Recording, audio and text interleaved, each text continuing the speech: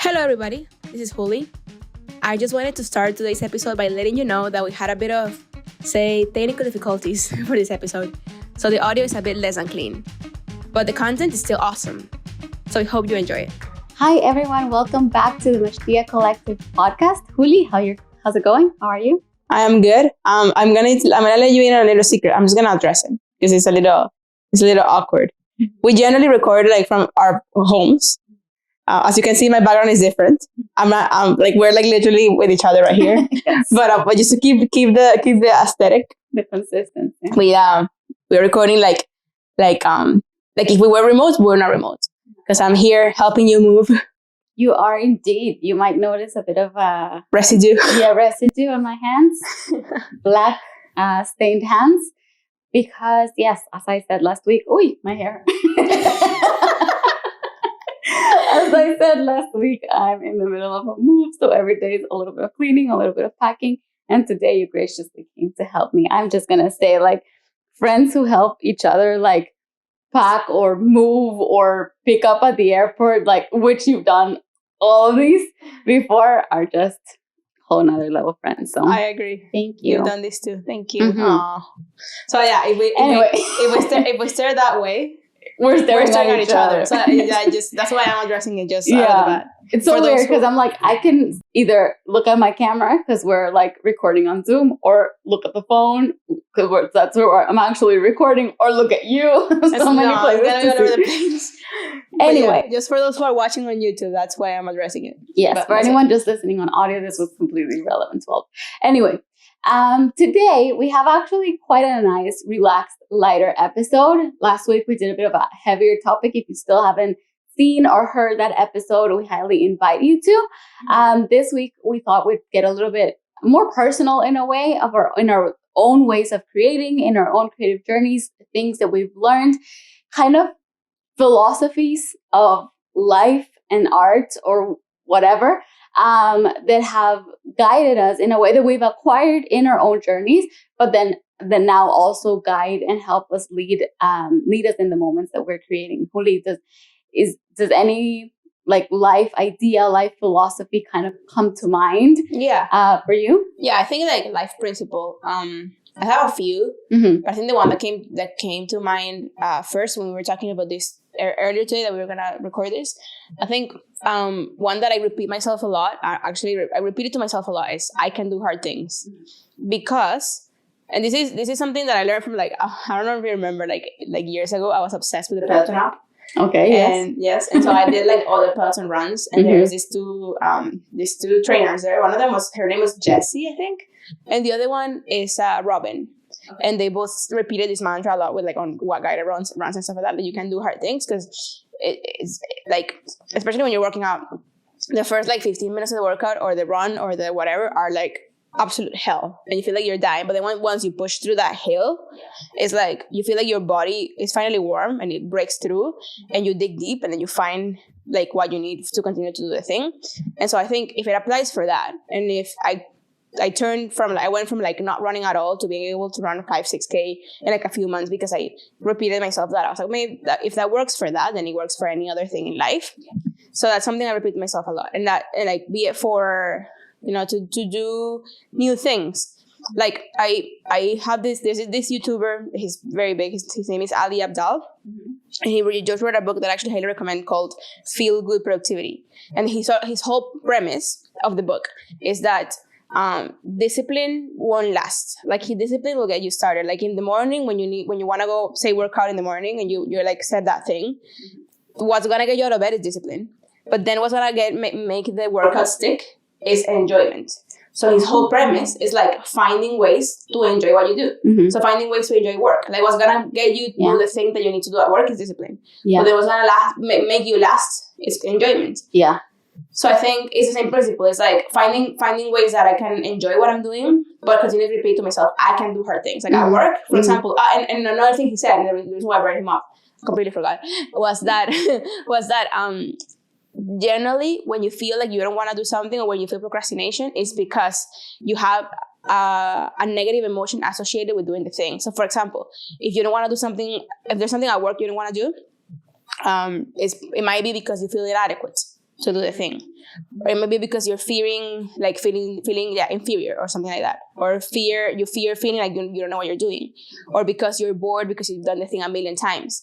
And so like finding ways to break through that feeling and that emotion, and get the thing done. So for me, that's for example, like if I want to make music, I'm at a place where like I know that I can make music, but there's insecurity in me that's like, but I'm not, like, who are you trying to be? You're not this person. So like that I be like, no, I can do hard things, and this is gonna be hard. Getting over this emotion is gonna be hard, but I'm gonna do it. So to get started, and then once I find the enjoyment in the thing, then I can keep going, and then I get addicted to doing the thing. So in a good way. So I think that's my. What do you think about that? I think it's so interesting because I had two thoughts while you said that. Like, one, I really love kind of that philosophy, and I remember. Actually, very recently, I was listening to an episode of a comedy podcast that we both know and listen to. They were interviewing an artist who was talking a little bit about he's an urban artist, like reggaeton artist in Latin America. And he was talking about his beginnings and how it was so hard for him just to get started in music. And then he's originally from Venezuela. And he was saying how like he really got his break right around the time where everyone was migrating and like the crisis had hit a point. And so he had to leave because now the career that he had already started building had basically like no value, like not no value, but like his audience was leaving, blah, blah, blah. And so he had to move abroad. And then when he went abroad, he was like, well, I have a little bit of a track record. Like, surely it's going to be easier to find an audience or find a record deal or something. And then he went somewhere else and realized he would just have to get started from zero because like, I mean, basically the industries were completely different. The audiences were completely different. So, but he was like saying how he realizes now, like once he remembers those days that he was able to do it. Like there were certain days where he was just like, this is way more than what I can handle. This is way more than what I can do. What if I just quit? You know what I mean? But now he's like, because he's done it before, he also has that sense of like, you know what? Things will or might get hard at some point, but I know I can do it because I also know that I trust that I've done it before. And then one of the hosts was saying the same thing. Like I've had to migrate twice. I've, hit some roads in the, like rocks in the road, whatever. I don't even know the saying. In the road. Rose in the block. Whatever, you know what I'm trying to say. I've definitely had some obstacles. Yeah. But I'm like, you know what? If I ever experience hardship, like I think I'll be able to get up and do it again. And I thought that was kind of nice because sometimes we get so anxious and so scared about just doing the things or the unknowns or potential like hardships that can come, along the way. And that's just like generally in life, but also if you're creating, it could be like, what if I send a manuscript and it's not picked up by anyone? Or what if I do a piece and it's not well liked, or whatever it is that you can encounter? It's like, you know what? I can do the hard thing. Like I can overcome that thing. Yeah. And I think that's really cool. And then the second thing, this is just like more of an observation, but I found it so interesting what you said. And now I'm really interested in that book. So I'm probably going to pick it up. Because it's like, you remember, like there was a time, maybe around 2017, 18, when there was this huge obsession with passion. Yeah. And then everyone start with why. Like that Simon Sinek era. Yes. And then people moved from that era to the discipline era.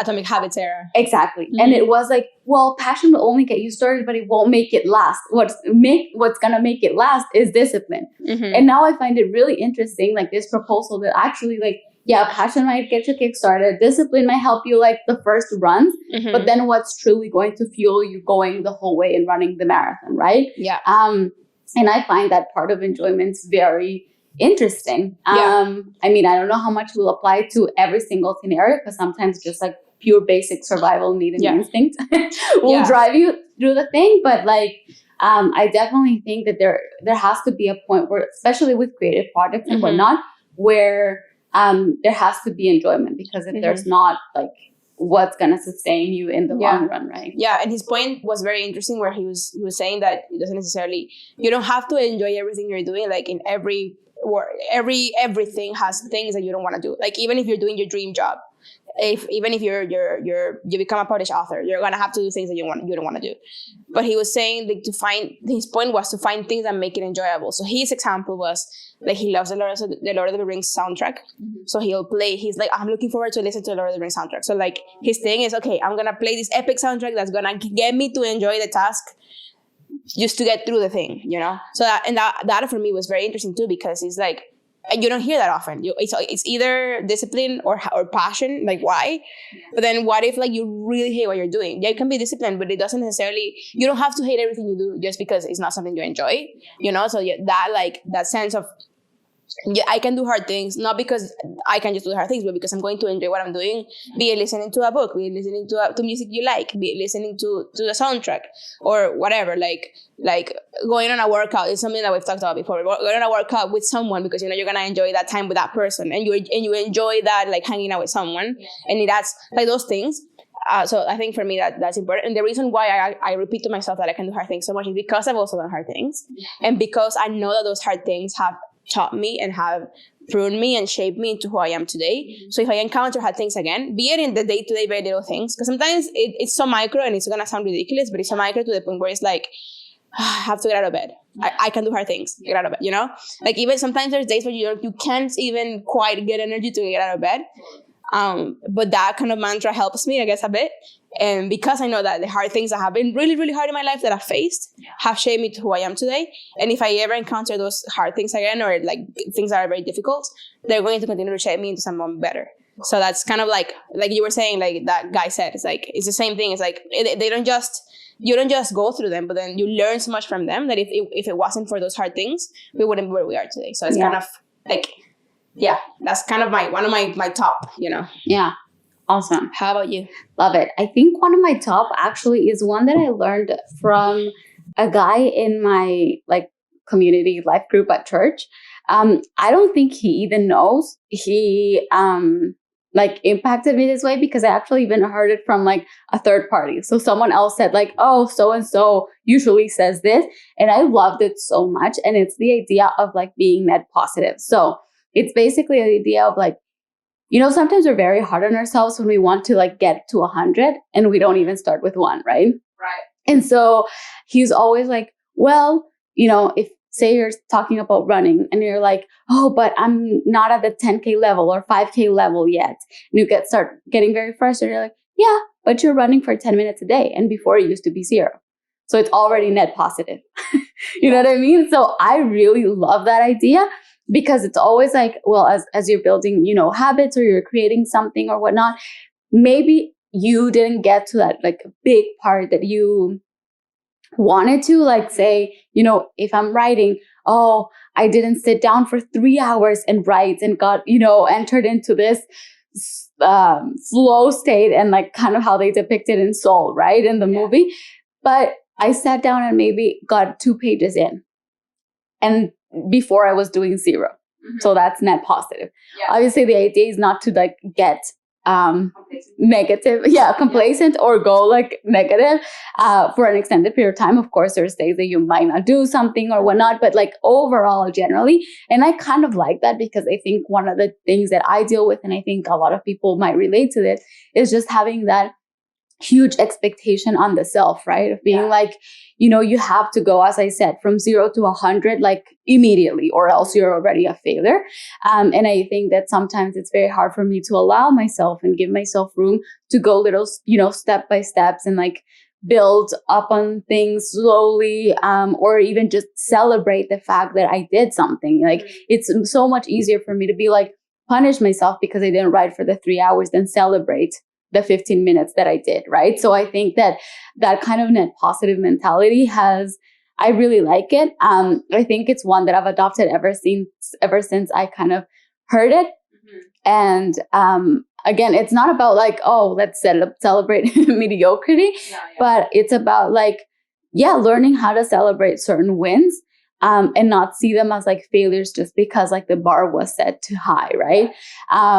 Because that just, at the end of the day, can just be like I was reading The Artist Way this morning, the book that I mentioned a few episodes ago, and he was saying like some creatives especially, like are a bit masochistic. Like you'll find a way to punish yourself one way or another. Like I don't think we have like that celebration so ingrained in us. So I think that philosophy has actually helped me, and actually it creates that, as you were talking about, like the emotional kind of reinforcement or whatnot. Like if I start seeing like, oh, you know what I did today? Like I wrote for 15 minutes, which I wasn't doing before, or I danced. I went to one dance class a week, and before I was going to none or something. And I kind of celebrate that. It creates that positive association with the thing, and now I want to do it more, right? So chances are like I will continue to do it more, as opposed to like every time I grab my computer, you know, I'm harping on myself on how undisciplined I am, and how like I'm never going to amount to anything as a writer because I don't do it enough, or like, you know what I mean? And all of it.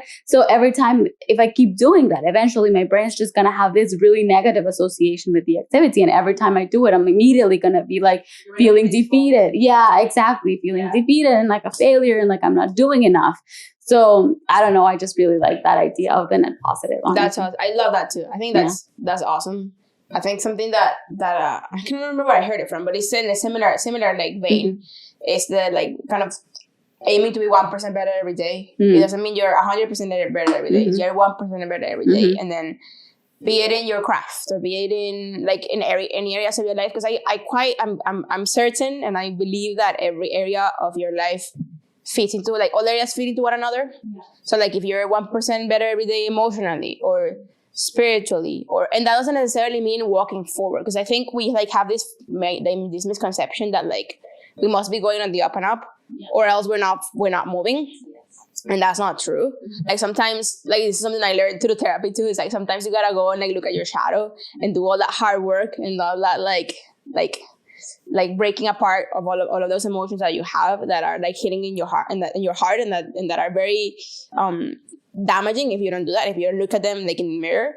And that might feel like you're going backwards, but you're still going forward. It's just a different kind of like definition of forward, right? And that's still being 1% better every day, even if it doesn't feel like you're like my mental health is awesome. And like same with everything, like sometimes like you need to continue to get 1% better every day in all your areas, and sometimes that looks like rest, or sometimes that looks like it doesn't necessarily have to be productive for it to be productive. You know what I mean? Like our like sense of productivity is so skewed by the world and the idea that we have to create, like we have to have a product to be able to be productive. We have to have like, and sometimes rest can be the end all be all, and it helps you get 1% better. So yeah, the idea of net positive, it doesn't even really matter if you write for 5 minutes or 2 minutes or whatever, like while you're in the toilet, like, you know, it's but you did something, and that will help you get 1% better every day.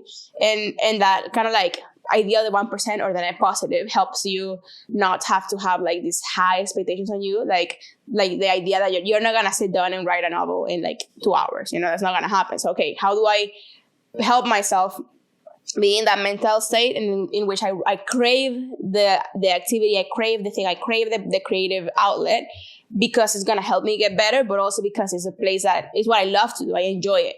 And I think that's what you're saying. Like the 1% better helps you have that positive relationship with the thing. It doesn't. You're not predisposed to like, oh man, I'm not gonna do that because I know that I'm gonna beat myself up at the end. Like it's a great way of seeing life in general. Like it helps you be patient with yourself too. Yeah. Do you have another one? Yes. Hold on, I'm just opening Notion. My computer, it sounds like it's gonna fly away. So, another one. I guess like I write it in Spanish, but it's the idea that todo suma, or like everything adds up. Adds up to who you are. I have a very quote unquote unconventional, I guess. It doesn't necessarily have to be unconventional, but my education has been interesting, I guess. And it's a cool point of conversation, because whenever people ask me what I went to school for, and I tell them like, oh yeah, I went to, and for you, the listener, that like, I've talked about making music for so long, for you, it might not even, you don't blink an eye. Like I went to school for music and I talk about making music. Of course, you're a musician. But for people around me that have seen me and have seen me grow up and have seen me work and do all the things I do, and I pride myself in being like a generalist. I can do many things at a very superior, okay mediocre level to get by, you know? So like I'm like an okay designer, I'm an okay video editor, I'm an okay motion design artist, I'm an okay, you know, all those things. I'm an okay photographer. I'm not like the photographer, I'm not the, you know? Yeah. So people sometimes don't even know that I am a musician too, and that's something that I actually am good at because I spent like 25 years of my life studying it, you know what I mean? Yeah.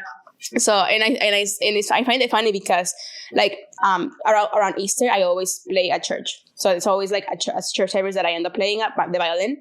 And this past one, like there's been a whole lot of like new people that have come to church that don't know me from when I was in university studying music. Yeah. So it's last one I played, and like I had like 5 people. I didn't know you played the violin. I didn't know you were a musician. I was like, what? Like for like in my mind, I'm like, how do you not know? It's like I talk about it all the time. Yeah. So, but yeah, then thinking about it, it's like how has my musical education helped me be all those other things? It's like it all adds up. Yeah. You know, like seeing your experience, like. I studied music, and then I taught Spanish to these 2 old ladies, and that gave me so much patience, and like that adds up. And like working in all these different jobs, that helps, and that adds up. Like just the idea that like nothing you do is wasted. Yeah. Like your education isn't wasted. The place you're born in isn't wasted. Your family like upbringing isn't wasted.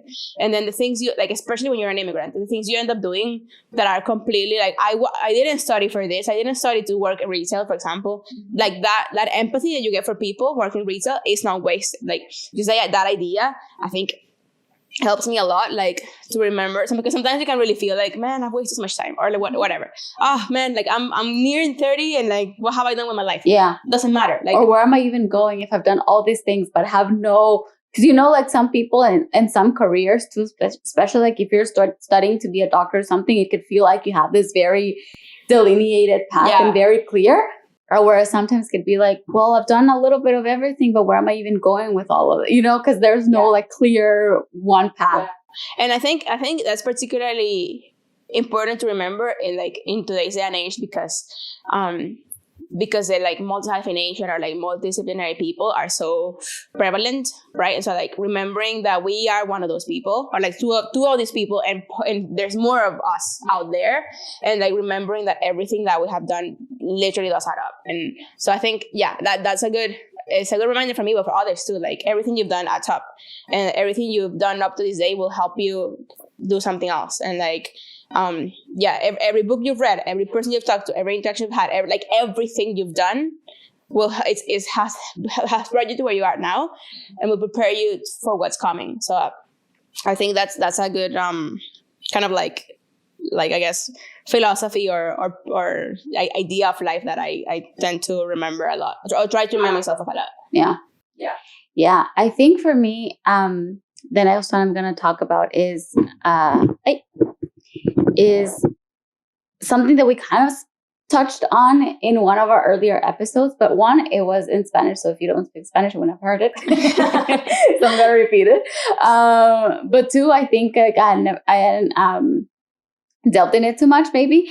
But it's like the fact that we are all not that different in a way, like, and therefore I think we will find someone to connect with. And I think that recently, actually, you sent me a reel just a few days ago that was like, oh, do you ever hide? What was it like? Yeah, about a mom. That like I can remember the one about the mom. Yes, it was like your parents. You ever tell your parents that things cost less than they actually they actually do? Yeah. And then someone like responded to that reel and was like, do I have like a single unique experience in my life? Like it seems like we all just have this little points of connection, right? They're like, I think especially nowadays with like memes or funny reels or whatnot, you kind of get to see the fact that, oh my gosh, this one very specific experience that I used to have as a kid, like a lot of people were having it, right? Like one of the ones that always makes me laugh, because my sister and I actually used to do this, is like do a choreography and then sit your parents down or your like relatives. To my brother. Yes. And then like showcase it to my relatives or something. Or when you go and buy new clothes and then you do like a whole fashion show, you sit your family down and then for Christmas. Yes, parade the clothes around or whatever. And so like now when I see memes about it, it's so funny because it's people from all over the world laughing about this and connecting about these things. So we're like, oh, I thought it was like just an isolated experience, you know? I was just a very weird, narcissistic kid. But I'm like, but then, so where I'm kind of going with this, like, even more like further than just like funny things and experience and memories, just like the fact that we're all not that different or like that separated in our life experiences. You know what I mean? Like there is at least something that we're going to connect on. Of course, we're going to connect with some people more than others. I mean, I can think of some people who would listen to this podcast and be like, I cannot relate to anything you're saying. You know what I mean? Because their personality is just so different, maybe from like what you and I are or see each other as or whatever. But then we also know people who are like the exact target audience of a podcast like this one, right? Ourselves included. And so I think that kind of where I'm going with this is like, especially when I'm creating something, I'm like, you know, one, I haven't been as intentional of putting my stuff out, but two, even if I did, because I'm very insecure about it, as I'm like, you know what, someone's going to relate, even if it's only one or two people or one day thousands, I don't know, but like someone will relate, even if I'm talking about something very personal and very specific and very, you know, whatever, like coming from a position of like a woman, an immigrant, a Latina in Canada, a bilingual person, like whatever it is, like whatever things a Christian, like whatever things I bring with me into what I create, like someone will be able to connect because we're like 8 billion people in the world. It's impossible that like someone will not be able to connect with your art. And I think that helps me not only keep me motivated to actually create, because I do feel that creating is part of like the service that we do to others. But then also just like kind of shut down those voices and those insecurities that are like, oh, who do you think you are? Who's even going to read this? Like, who's going to like this or whatever? I think it's one of those kind of philosophies that remind me like, you know, I connect with so much stuff that I watch, even some things that are very random, some things that like people who know me would be like, oh, she would never listen to the music or never read those kind of books or never listen to those podcasts. And I found something in them that somehow made me connect with them and like stayed hooked with them.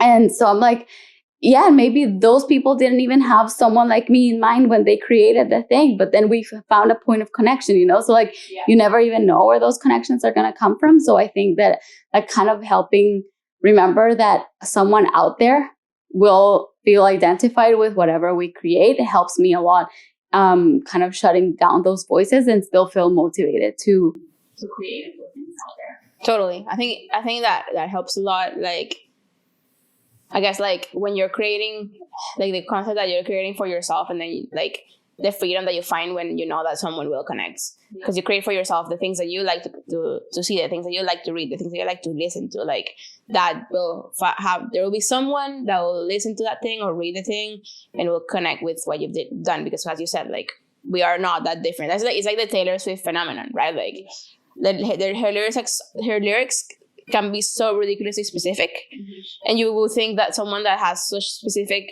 like autobiographical lyrics, as you said, that they're autobiographical, wouldn't have as much connection with people because they're not generic love songs or whatnot. But because they're so specific and so autobiographical of things that happened to her, and because they're not that different, you get like millions of girls or people who have shared experiences, who connect with those lyrics, and then she's the biggest artist in the world now because you know, people get into my wagon too. I've been a Swiftie since 2008, okay? But yeah, like people, you know, even since then, since 2008, like people would connect with her lyrics, connect with her, like, you know, the typical "you belong with me" story, like, oh, it's my neighbor, and like, oh, that you have, so when you listen to a song, someone comes to mind because we've all lived this experience as teenagers, you know. So it's kind of like, is that same thing? It's like, yeah, like she became so big because someone connected with her lyrics, and now look at her. I mean, of course, like I don't want to be Taylor Swift. It's fine. I'll leave it to her. But that helps you, like also, like as you said, it encourages us to keep creating, knowing that someone will connect out there who needed that book or that poem or that photo or that song or whatever. Like someone will connect. So that's really encouraging. I think my last one for today is connected to my first. We're hitting our mics left, right, and center. Connected to my first one is just get started. I think that really helps, like kind of it's like I want to punch, I can do hard things, just get started, because sometimes like I will never forget that like quote. I can't remember who said it, but it's like this quote that's very popular. That's like, all it takes is 5 seconds of courage for, in my life is something that I'm trying to get better at, is like sharing my faith. And is that principle that like really help people share their faith. It's like 5 seconds of courage. You just kind of have to psych yourself up and go for it. And then once you've started, you're gonna continue because momentum. Like I don't think that is in motion will stay in motion until it stops. Like it's just physics. You know what I mean? So that kind of thought of like you're maybe paralyzed or something to do the thing. To talk to that person, to cold pitch someone, like things like that. Especially when it comes to business things, like sometimes you want a raise or you want different conditions, and I'm pep talking myself here, okay? Like I am aware, but you just gotta like hype yourself up to get started, to draft the email, because then once you've done it, you're like most of the way there. But you just need to get started. If you don't get started, you're like nowhere close. Yeah. So that's kind of like, it's a little thing I say to myself to like just get the thing done. Like I got yesterday, I applied for my citizenship and I filled up the application, took my photo, and submitted the application all in one day. The application took me like I was like I don't want to do another immigration process. It's such a pain, especially when you've done so many. Yeah. Like it's been 11 years that I've lived in Canada, and out of those 11 years, I've done at least 4 processes. So it's like it's a pain. But then I was like, whatever, I'm just gonna get started, and then I'll pause if I want to take a break. I filled the whole thing out in like an hour and a half. Because I just got started. So that's like, it's that same thing. Just get started. Do the thing with creative work, but also with like home, just like life, like chores, oh my gosh, I have to do laundry, and it just takes you like 5 seconds of courage, courage to laundry, you know what I mean?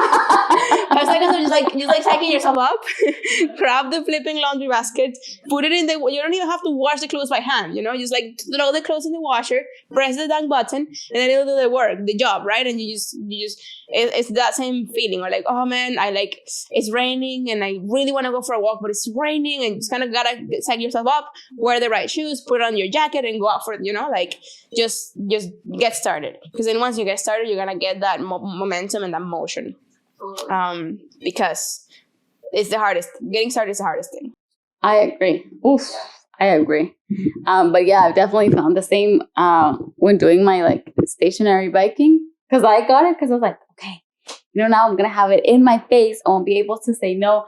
But you would be surprised how many things you can find to do to distract you. I will congratulate you though, because it hasn't become a coat hanger yet. No, not. No. I actually ride it almost every day. But it's like that when you say like you kind of just sometimes have to get started, and sometimes I'll even do it in my PJs. Like I'll just put in the runners on or whatever, because if I like start making excuses of like, oh, now I gotta change or something. No, it's just like, okay, get out of the bed, onto the bike or whatever, and just get started. Yeah. It's a principle. I don't know if you remember, like, by the pastor from my church, she would do the like whole like, that you have to put your body, and that like sometimes like your spiritual side or your emotional side needs something, but your body just like so lazy, and it's generally the body that's the laziest, because like spiritually, like for example for us, like I need to read my Bible, I need to pray, but it's just like but I don't want to, I'm sleepy, and so it's the body that gets in the way. Or sometimes like emotionally, or like for your mental health, I need to go for a walk, or I need to journal or meditate or whatever. But like the body is like, oh, but it's so boring, or oh, I could just watch YouTube or whatever. So you just kind of gotta like pull yourself out of the air and get started. And that I think that's, if I had to like boil it down into something, and like I don't think she knows how much she's impacted me with this, like with this motion. Agreed. But it's just like, right, like it's just the whole like just get moving. And it was like, I mean, all due respect to her, but it was like in the moment a bit cheesy. Like so I remember hearing it, and I was like, yeah, that's kind of cheesy. Because they also did like whole plank in the eye. Like they also had I don't remember. A lot of imagery that like is so cheesy, but it's so crazy how it sticks. It sticks, and it was like I don't know, back in 2014, and I still remember it, and like at least once a week, I physically go like this, and I'm like, get out, like get out of the bed, get up, do the thing. Like you want to conquer the day, you have to start moving, for those who are just listening and not watching on YouTube, we were like, I guess pulling our ear. Like, yeah, you know, when ear. Like, yeah. I was going to say, you know, when parents pull like your ear, but then I'm like, what? Did they even do that in Canada? Or was it a Latin thing? They did, since she's a Canadian and she had it. I guess so. Yeah. And then I'm like, our parents in this day and age still pulling kids' ears? I don't know, but yeah, probably not. But yeah, it was basically just like kind of pulling your ear to do something, essentially, to move. Yeah, no, I agree. The whole just like do it thing is amazing. Mm-hmm. Yeah, I think for my last one, I don't know. I have a few more actually, and I'm gonna go with one that I hadn't even written down, but one of yours actually really reminded me of this, and it's one that I learned from Sheryl Sandberg's book, Lean In. So in that book, she's talking more so about like career stuff, but I think I really kind of I've taken it in a more like broader life sense, which is like see your life or your career more as a jungle gym and not as a ladder. I loved that idea so much, because I think ever since I can remember, I've been like so internally opposed to the whole ladder idea. I'm like, who the hell even came up with this idea? Like, why did we all just blindly believe it and are following it when we know it's not even true? Yeah. Like, it doesn't even work like as the theory does. Yeah, exactly. So I'm like, why are we all just like blindly obsessed with climbing the ladder, or like thinking that we have to have this one straight path that we follow? Especially nowadays, where like you can learn anything you want, almost anything you want. Obviously, like, don't learn how to be a surgeon or anything like that. YouTube. Yeah. But like a lot of things you can learn like through short courses, through YouTube, you know, whatnot.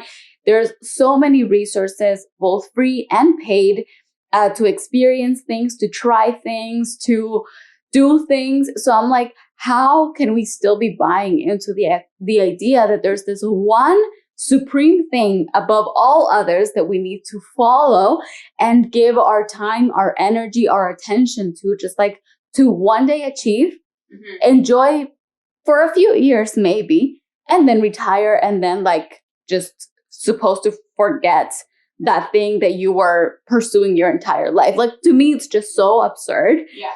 And I think like the way she explained it, it's like, you know, those jungle gyms like at kids play areas or whatnot, where you like kind of go from one branch to another, and kind of, you know, some there's like the monkey bars and the and the things that swing. Exactly. And you basically and you go from one thing to the other. And some things, like, because of course she's talking more about like the corporate world kind of thing, but like some things are a bit higher up than others. And sometimes in life, I think it was when you were saying about the net positive, like some things might seem on the outside like they're taking steps back, but they're all actually taking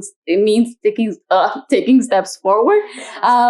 So I think that's what kind of where I was reminded of this philosophy that I've very much kind of like adopted in my own life, because similar to you, like I was trained, I guess. I mean, the humanities and the social sciences are a bit different, but I was trained in a certain like way. Even in my school, I had the privilege of taking the IB, the IGCSE program, and then the IB program. And I very much knew where I was headed, kind of like for university. So even the courses that I chose to take in high school were very much geared in one direction, very much in the humanities and the social sciences. And then, I did my university and whatnot. But then I was always this like shadow creative. And this is a term I'm borrowing from the artist way. Was like, I knew I wanted to write. I knew I wanted to do all these things. I dropped my mic. I'm sorry. No, continue. And I knew I wanted to do all these things, but I'm like, I can't pursue them like formally. You know what I mean? Then, as I was here in Canada, like I started developing other interests as well in mental health, in physical health. I started to learn how to like, teach. I want to learn music. I want to learn languages. Like I'm in French and Korean. So I'm like having all this interest, and it's been more than once that people have asked me like, okay, but you're doing all these things. Like, where are you going with all of this? Like they want to make sense in their mind. Like, why does she have so many disparate interests? And like, what is it going to amount to? You know what I mean? Because in people's minds, it's still like, it doesn't make sense that you're seemingly doing completely unconnected things. Yeah. And in my mind, I'm like, they'll connect somehow because of what you, like the same with the philosophy that you said, like everything adds up. I'm like, for me, learning Korea will enrich my career and my creative journey in one way. Do I want to be a Korean translator, like as a career, and then climb the ladder in that specific field? No, I don't think so. You know what I mean? But it will be enriching somehow. But I'm like, kind of like, navigating the monkey bars and just kind of building the life and the career and the things that I want to create kind of out of my own experiences. But I think that life is like all these different things and areas that we get to, like, we don't even have to, like, we get to explore and try things and all that. And that to me is so much more exciting than thinking that I have to devote myself to following this just one path.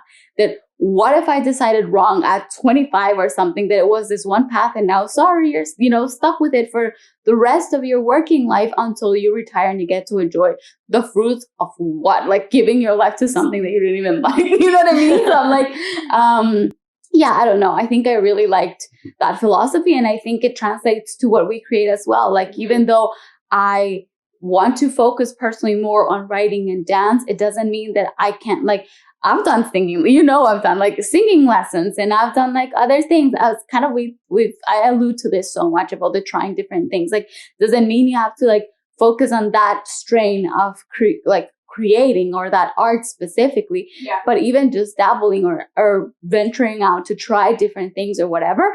And it will all add up, because like life and creativity and art are, I think, more like a jungle gym instead of a ladder. Yeah, and I think this can connect to the first point that we made, like about finding ways to enjoy what you're doing. Because I feel like when you're doing things you enjoy, the path itself doesn't really matter. Yeah. Like, I guess not the path. The path matters. The destination doesn't. Because you're more focused on enjoying the things you get to do now, and enjoying the blessings you have now, like your family, your health, your apartment, the city you live in. Like, all those things must be enjoyed. But if you're just focused on like climbing the ladder or whatnot, like, and for some people that's the dream, and that's great. If your dream is to climb the ladder at like KPMG, good for you, honestly. Yeah. But like not everybody's dream is that. So I think also for us and for those who maybe don't relate to us, like to the idea of like learning as much as we can and gathering as much as we can, and like doing things with what we've learned and gathered. I think having empathy for one another is also huge, because then we have the freedom to be in the jungle gym, or we have the freedom to be in the ladder if we so choose, because the jungle gyms also have ladders. So like having the freedom to and this is again another pep talk that I actually received from my therapist too, is like, because I quit my job in September 2021 to pursue, like, I guess in a way, a freelance life, and so far it's been great. So far, like I have an amazing client that is my current like employer. I guess in a way, I'm not employed, I'm a contractor, but it's great because it's like one business that I am employed by, or I do contract work for, and it's amazing because I don't have to worry about like not having clients, which is great. And then I have flexibility to explore like all the things I love. But then I was feeling guilty because I've been told my whole life that I have to climb the ladder, and that this is not amounting to anything, and that I'm not making the big bucks, or that I'm not like sitting in the C-suite, or I have like no path forward, or whatnot. And so I'm telling my therapist all these things, and I'm like, I can't, even though I have the freedom to go out on a walk at 10:30 a.m. if I want to, and I become one of those people that are like, those people not work. I'm one of those people, because then I have the flexibility to just go do the thing I want to do. And because my work currently is amazing. As long as I get things done, and I could be working at 2 a.m., but as long as things get done by the deadline, they're great. So it's like, it's all like flexible. I love it.